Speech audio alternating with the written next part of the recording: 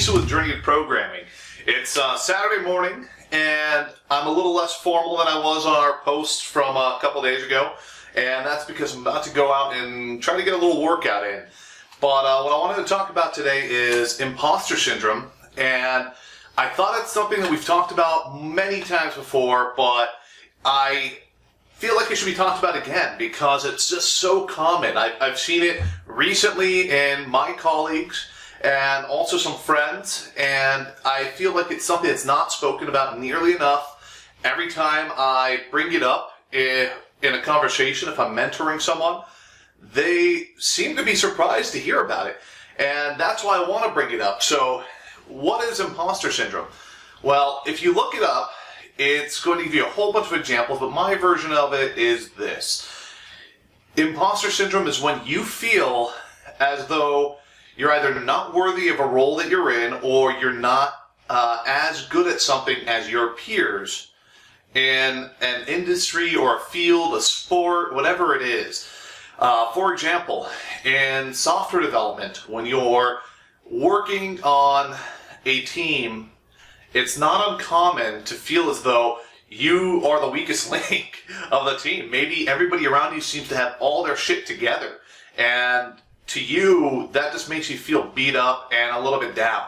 And that's usually imposter syndrome. It, in reality, is not that way. In reality, you're probably just as good as everybody else, but it doesn't seem that way.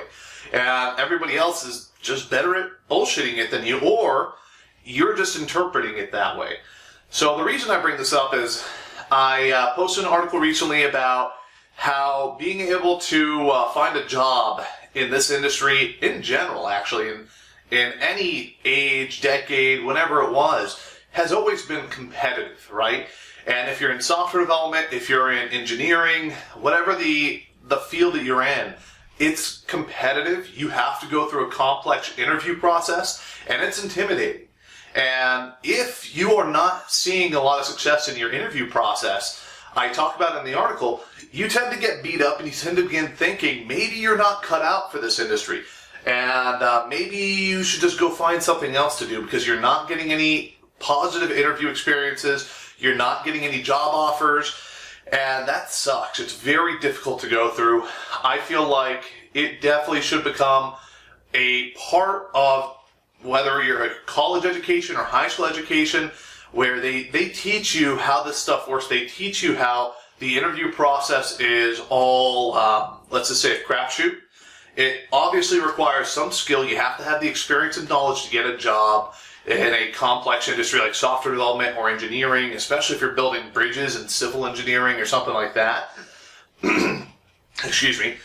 But they don't teach us that stuff in high school, in college, in any real coursework throughout our lives. What they teach us is, they teach us that, oh, your resume should be structured in X, Y, Z fashion. You should talk about these specific things in this section, and then your experience and education, and then you should write a cover letter that bullshits in this way. Well, you know, I disagree with that. And I talk about it a lot in that article. I also talk about it a lot in my book that's coming out next month in August of 2019. And you guys should definitely check that out if you're curious about how the job hunt works. But anyways, I want to focus on the imposter syndrome aspect of this. And it is such a difficult thing. When I was first trying to get a software engineering position, I had already been developing websites for probably 4 or 5 years. Then I got my bachelor's degree in computer science, and I went out and I tried to get software engineering jobs, and I just failed miserably. For probably about a year and a half, I just kept getting denied. And you know, a little bit of imposter syndrome hit me there, but I began a company at that time with a few friends, and they became my co-founders. Around 2 years into it, we disbanded as a team, unfortunately. And you know, you're going to learn this if you go into entrepreneurship, or you want to open your own business or partner up to make a business. You're going to learn that starting a business is very difficult, and you have to have a lot of grit to persevere and a lot of drive to become successful. And in any case, we ran it for about 2.5 years, and then everybody disbanded. Other guys, other co-founders got jobs they wanted to go do.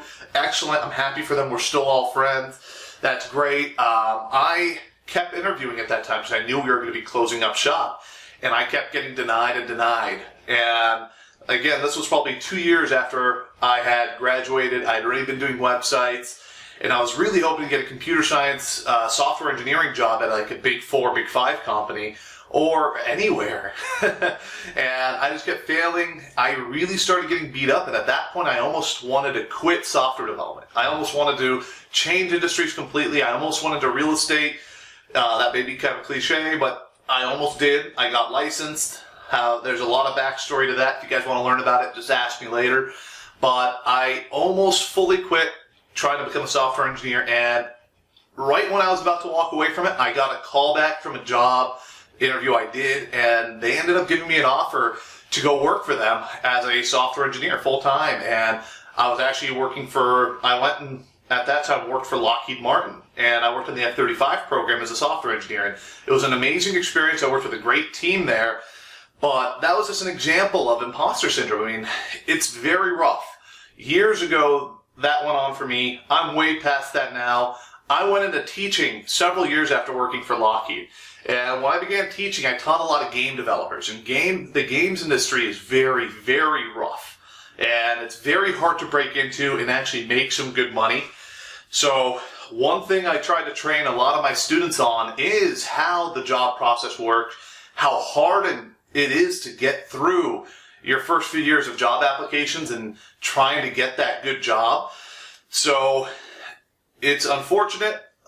Some of my students have seen success. A lot of the others haven't. But one thing that I always go back to is I always go back to explaining to them how imposter syndrome works, how they need to keep on working on their development skills, even if they've been out of the programming race for a few months, a year. If you want to get into the industry, you have to, for one, you have to put out the applications. You can't be afraid of sending an application to a company just because you don't think you're ready.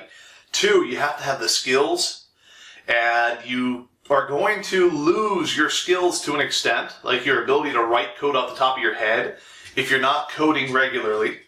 And three, you have to be able to get denied, and denied a lot, especially when you're early on in your career.